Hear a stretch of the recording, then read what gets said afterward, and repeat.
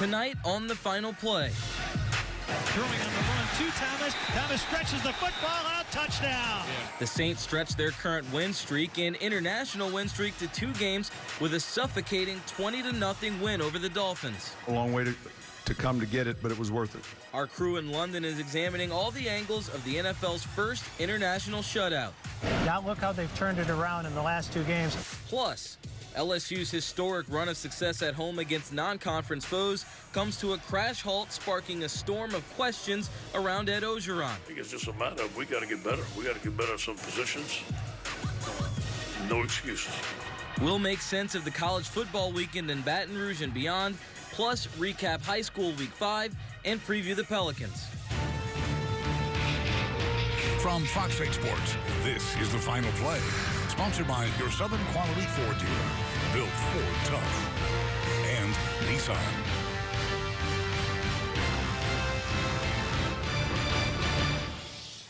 Pre-game protests dominated headlines and social media last week in the NFL. And after seeing 2 different demonstrations for last week's game, some standing, some kneeling, the Saints came together as a team in London. The black and gold took a knee before the national anthem and then stood during the song. While it remains impossible to please everyone, Drew Brees says he hopes that the message is clear, that they're not trying to disrespect any cause, flag, or tradition, but show unity and respect all around. Number one, it shows solidarity and unity for us as a team.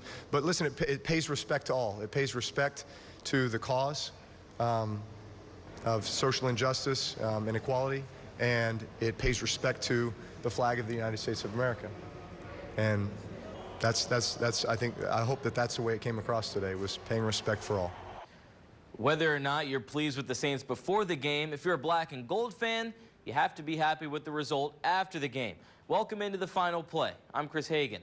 After an abysmal first 2 weeks, the Saints are back from the dead indeed, winners of 2 in a row, and pitching a shutout in London in the process. We begin with Juan Kincaid, who wraps up the game from Wembley Stadium.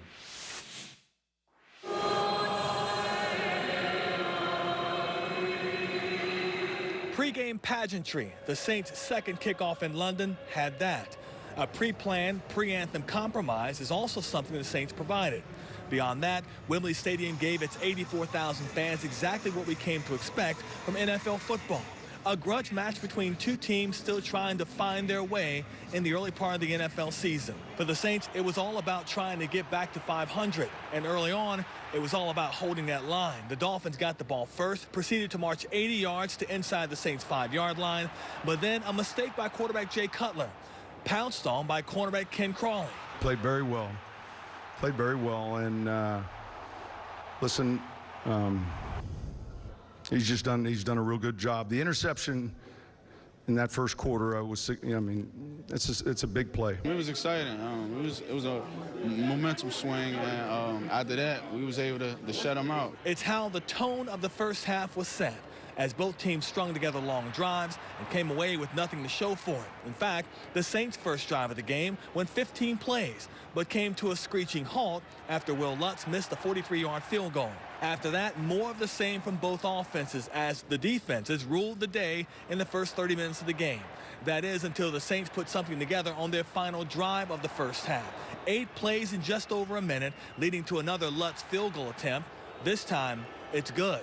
The Saints had a 3-0 lead into the halftime break. It was obvious the game was being played a certain way, which meant some adjustments were necessary, and by the time the second half rolled around, the Saints' offensive problems were a thing of the past. Their first possession of the third quarter went 77 yards and was finished off with a 4-yard touchdown pass.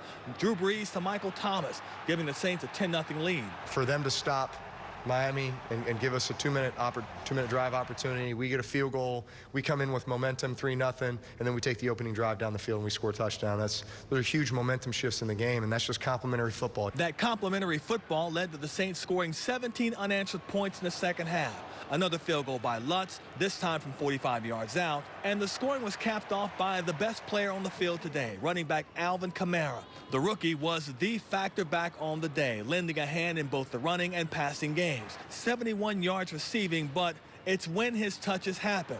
Kamara was constantly in Drew Brees' sight line, especially on his last catch, a 12-yard touchdown in the fourth quarter to seal the game. He's got two veteran running backs in AP and Mark to learn from. I think he continues to, find an even broader role in this offense. I'm getting more and more comfortable, like I said, with Drew and AD and Mark just pushing me and being able to be comfortable and understand like the smaller things in the offense. I mean, it's really helping. And the Saints are certainly feeling more comfortable going into the bye week now that they've got their record back to 500. I think it's important going into the bye, really having won a couple games in a row.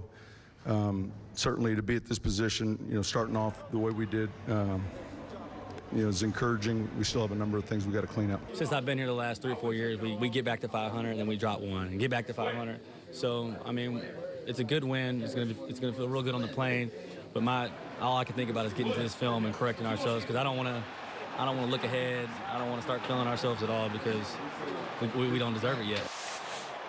Joined now by the voice of the Saints, Jim Henderson, and this team gets a shutout. They get their second game win in a row. They're now 2-2, but importantly, they've won 2 in a row here in London. But to get their record back to 2-2, the quickest they've done in a long time, what does it tell you about this team and where they are right now? Well, they could have certainly tanked after that 0-2 start as badly as they played. I remember saying on our show, they can turn it around with a 2-game winning streak, which is exactly what they got. I think most people, when they looked at the schedule before the season, said, it'd be nice to be 3-1, but you got to be at least 2-2, and that's what they are now. And they have a week to savor it, a week to heal up, a week to come off their bye week and get it started again against the Lions. And Sean Payton did not hide his happiness of being 2-2. He said, look, when you come off those first 2 games, which they knew they were going to be difficult, he knew it was critical that they start the 3rd week off with a win and then finish things up here in London under non-normal conditions, I guess you could say. Ooh, I guess so. It's an adjustment for any team coming here. These guys have been here before. Speaking of the Dolphins, the Saints have only come for the second time, but that was way back in 2008. And Drew Brees made mention of it during the week. I think only me and Zach Strief were even on that team at the time. So it's a total adjustment, and lots of times it's who handles it best. You can't tell me for the Dolphins that coming over here Thursday night benefited them. They've played in three time zones in their first 3 games, have not been home yet because of Irma, and won't be home for the first time till next week. On the defensive side of the ball, the biggest play early in the game was that interception by Ken Crawley, and I asked him in the locker room, I said, did you know it was coming? He said, we see them put 4 receivers on the field, and they always want to go to that big receiver in the corner. He knew it from film study. It shows why this kid was inserted into the starting lineup yesterday. He's played great now for 2 straight weeks, and you saw him in preseason, and I couldn't believe that he was benched for the first 2 games. He was inactive for the first 2 games. I thought he was as good as any corner the Saints had in workouts, and then suddenly he's on the bench. He's shown now that he probably deserves to be the starter on that corner. That was a huge play to deprive them of scoring that early in the game, and then, of course, you go on and shut them out. Took the wind out of their sails, too, because they did a nice drive, lasted about almost 9 minutes, held the ball, did what they wanted to do, and then Crawley comes up with the big interception there. The Saints defense did a good job of keeping Cutler in the pocket, giving him happy feet. They got a few sacks on him today. They weren't dominant, but they were steady. They were, and I got to take my hat off to Dennis Allen. Through the first 2 games, he was making Steve Spagnuolo's and Rob Ryan's defense look great. Yes, he was. They were on track to be by far, it's only 2 games, by far the worst defense in NFL history. Now look how they've turned it around in the last 2 games. Has to be a happy moment for him as well. When he last came to London in 2014, he was the head coach of the Raiders, fired after that game because they lost to the Dolphins. On the offensive side of the ball, some things to point out here. Again, no turnovers by the offense. Once again, it's 4 games in a row. They get turnovers, no turns on the offense. And Sean Payton talked about how the guys are starting to listen and learn and understand what not giving extra possessions to the other team can help you win games. They're more cautious, I think. I think Drew said that after last week. I think he's a little bit more patient. And they also benefited from some good luck, too, because last week Kuechly dropped an interception that was dead in his hands. He could have thrown another one today that was dropped, but those things have to happen for you when you go on a winning streak, albeit 2 games. They're now 2-2, and boy, all the guys to a man said, we wish the bye week wasn't coming now because they got that mojo right now. But they got to be able to bottle this and carry it 2 weeks down the line. Yeah, and it is. You really don't want your bye week this early in the season, but they really had no choice once the schedule comes out, and they'll handle this just like they handle everything. They've got some healing to do along the offensive line. We don't know about Zach Strief. Probably Teron Armstead comes back, but you saw today what Ramczyk can do moving around on that offensive line. That's what they counted on him to do. So if Strief isn't ready, you move Ramczyk there, and hopefully you get Armstead back. 2-2 feels a heck of a lot better than 0-2, doesn't it? It sure does. Or 0-4, as it could have been. A lot shorter coming over here after the first victory. It's going to be a lot shorter going back after another. No doubt about that, Jim. Thank you. Jim's just getting started for us here on Fox 8. You can catch him bright and early at 8 a.m. with the Black and Gold Rewind. Then at 5 p.m., his award-winning commentary needs no introduction. And to wrap it all up, the Black and Gold Review Show at 10:35 Monday night. Be sure to get your questions and hot takes in using the Final Word feature on the FinalPlay app. Coming up, we go back to London to catch up with the man on the run, Alvin Kamara, seeing more and more crucial action each week. And later, what to make of Coach O's catastrophic loss to Troy. We try to make sense of the mess.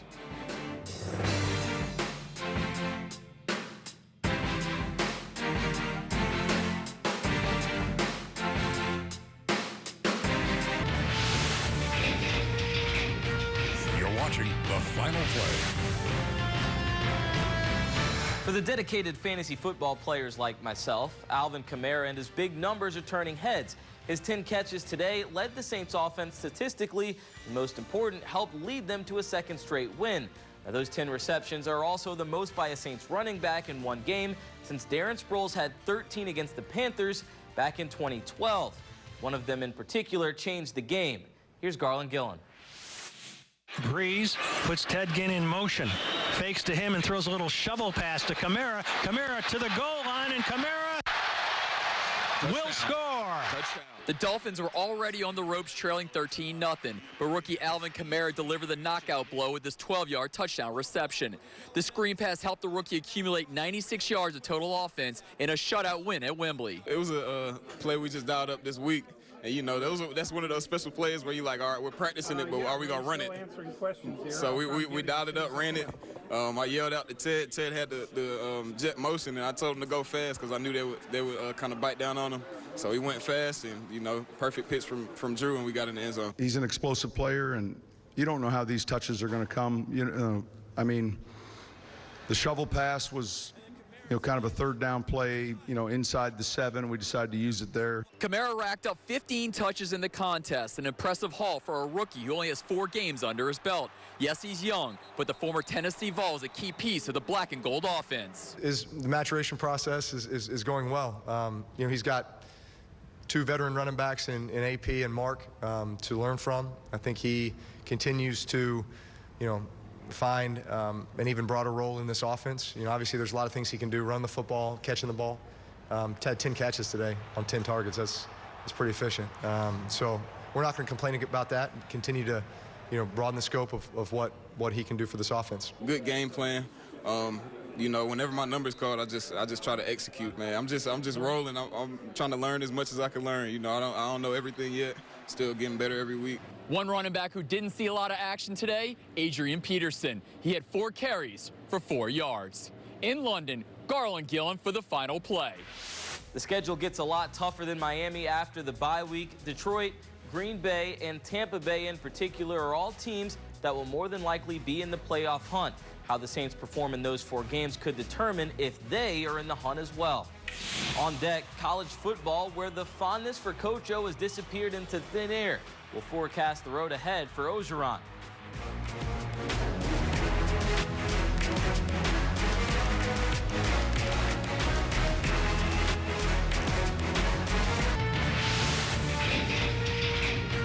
You're watching the Final Play.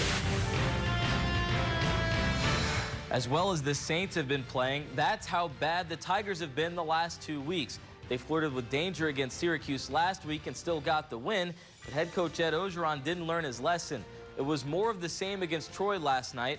Poor quarterback management, struggling play in the trenches on both sides of the ball, and an apparent lack of motivation and energy in the first half. And Coach O only had us scratching our heads more in the post-game presser. He said that Danny Etling could have returned to the game in the 3rd, but instead they went with the true freshman at QB, Miles Brennan. When asked about the Nick Brossette fumble to start the game, Ogeron said he wasn't aware that Brossette was getting that first carry. Simply put, the Tigers have only regressed since the start of the season. But the season's not over, and we're going to fight like heck, I promise you that. We're practicing, we have the same meetings, we have energy. Looking like everything's okay, then we're going out there and we're not playing very well. Yeah, no. So I always look at myself first. Joining us now is WAFB Sports Director Steve Schneider in Baton Rouge. And Steve, you've seen a lot of Tiger football over the years. How shocking was last night, and where does it rank in terms of bad LSU losses? Well, the shocking part is certainly something that I would go with above bad losses. Obviously, this was a game that LSU had a chance to win at the very end, but, you know, this is not Florida beating you 58-3. This is not the Miami Hurricanes in their heyday. This is Troy, a Sun Belt team that doesn't have nearly the resources of an SEC school, much less LSU, which is one of the premier SEC schools and has so much talent in Louisiana, a recruiting base unlike any other. And for Troy to come in, it's certainly you know, one of the most shocking results that we've seen. We've seen Troy nearly beat LSU back in 2008. That would have been the same storyline had it not been for that fourth quarter rally where LSU won the game. But you didn't think, even with Troy having a good team this year, that LSU would stoop low enough to let them get out of here with a win. Now, in my opinion, it's a little too early to probably be talking about Orgeron's job status just 5 games in, but should he be feeling the pressure, and is just as much pressure on athletic director Joe Oliva?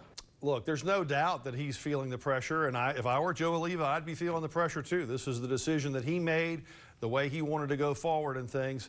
Is it too early? Well, look, this is big-time college football, and LSU fans pay a lot of money and throw a lot of support toward this program, and they expect not necessarily, you know, 12 wins and a trip to Atlanta every year, but they expect you to be competitive. And this team has not been very competitive against some teams that, quite frankly, you know, aren't in their same league.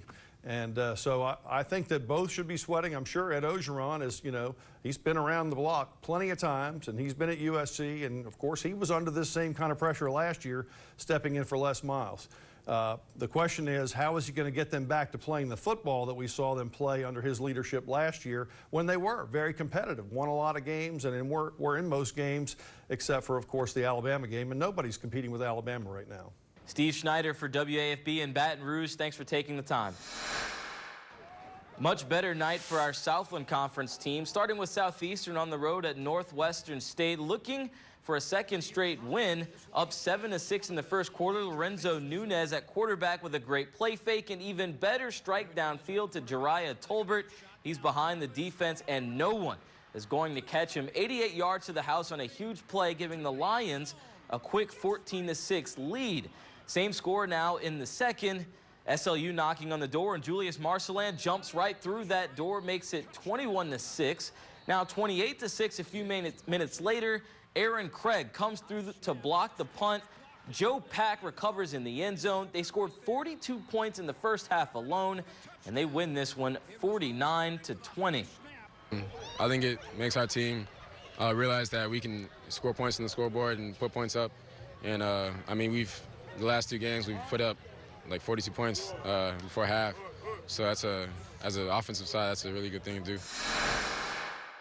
Meanwhile, the steady rising Colonels back to Texas to face Lamar, and they came out swinging. The Rummel product, Chase Fourcade at quarterback, hits Christian Booker. And a couple of nice moves later, Booker is in the end zone. It's 6-0 Colonels. Now 13-zip in the second quarter. Lamar's Darryl Colbert under pressure, tries to get the pass away, but throws it right to defensive end Alan Pittman. We have a big man touchdown on our hands.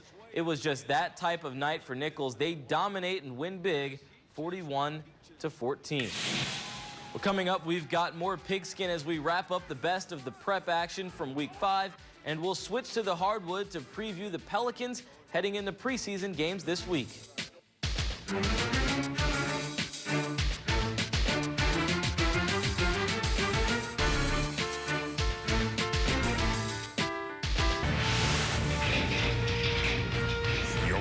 The Final Play.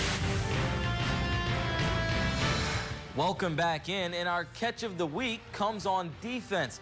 How about cornerback Ken Crawley turning the game around in the first quarter with this interception to end what would be Miami's longest drive of the day.